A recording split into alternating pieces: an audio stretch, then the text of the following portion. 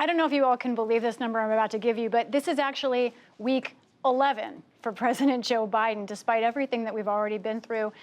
He turned this week to what he says will be a generation-changing plan, part one of an infrastructure and jobs proposal. On Wednesday, the president unveiled a massive $2 trillion plan that he says would jumpstart a transition away from fossil fuels and reshape the economy. Here's what Biden said about it. It's big, yes. It's bold, yes. And we can get it done. In 50 years, people are going to look back and say, this was the moment that America won the future. To pay for this enormous undertaking, the administration wants to raise the corporate tax rate. Republicans say this is not about infrastructure, but about big government. Jonathan Martin, this is not a traditional infrastructure bill. In this bill are things like caregiving, individual housing. Yeah. Is this really infrastructure at all? I mean, what is this? What is this?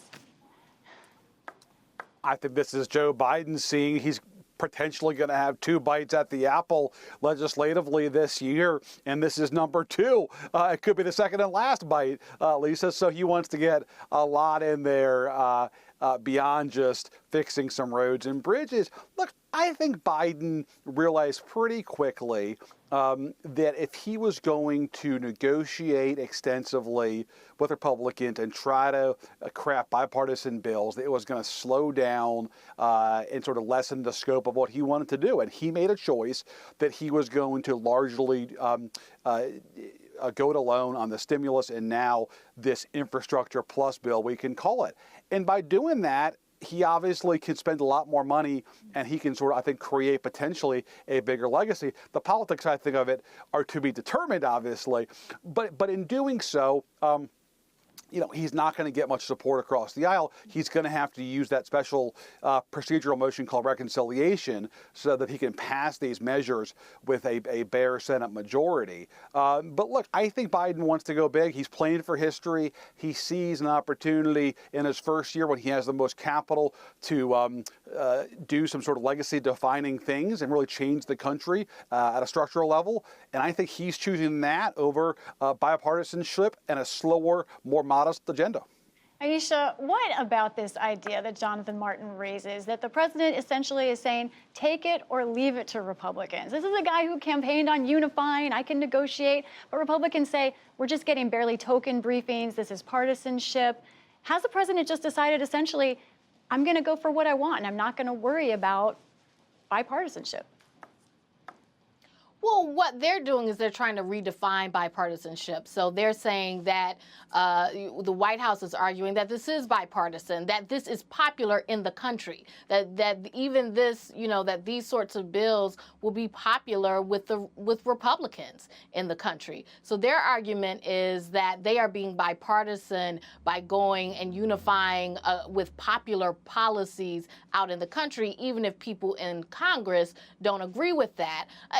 And I think that part of this, a lot of this seems to be taken from the idea of, they're not going to be the Obama administration 2.0, that they are learning the lessons of the Obama administration, which they seem to have taken, that there was too much outreach to Republicans that went nowhere and that they got nothing for it. So if you're going to go big, because they're going to criticize you either way. And that seems to be what they've taken from that. Now they're going to have to deal with, the more moderate in the Senate to see if they can get this sort of thing done. Right.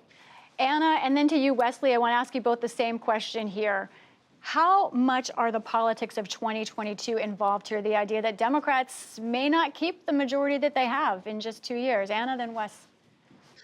I think that that's supremely at play, particularly when you look at the House. If passed as precedent, Democrats will lose the House. So that means that Joe Biden has a very short window with an all-Democratic Washington. You have a Speaker, Nancy Pelosi, who's probably in her swan song of her congressional career, one of the most successful legislators of our entire generation.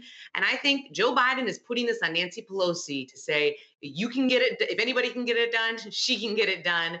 And when there's more grab bag things, more different things for each of these different Democratic factions to like, there's more ways for them to get votes, which is what they're going to need.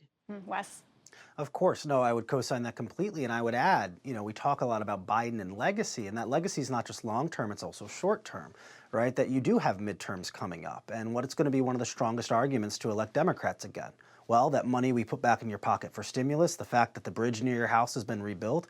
And so when you look at the things that Joe Biden has prioritized, these are things that do poll very well with moderates and with conservatives, even if their representatives in the House and the Senate do not support them, and the types of things that they may be able to reach back out to voters again, both in the midterm elections and then, don't want to get ahead of ourselves, but in a presidential election again in 2024, to be able to say, hey, look, even despite the opposition we had, we still did things for you. And I think that that's going to be important because politics, electoral politics, very often is about not just what you do, but if you can sell it and if voters actually give you credit for it. And so when we look time and time again, Biden's hoping that he can finish out his first 6 months being able to say, we passed a massive stimulus and a COVID relief bill, and we passed what most people agree is a long overdue transportation package. This is something that the last administration talked about for all 4 years. This was something that the Obama administration attempted to do to some extent. And so, again, I think Joe Biden's really doubling and tripling down on things that are popular with Americans with the hope that his administration then gets credit for it, and that might help him stem the tide of history, which tells us Republicans should be picking up seats in the coming elections.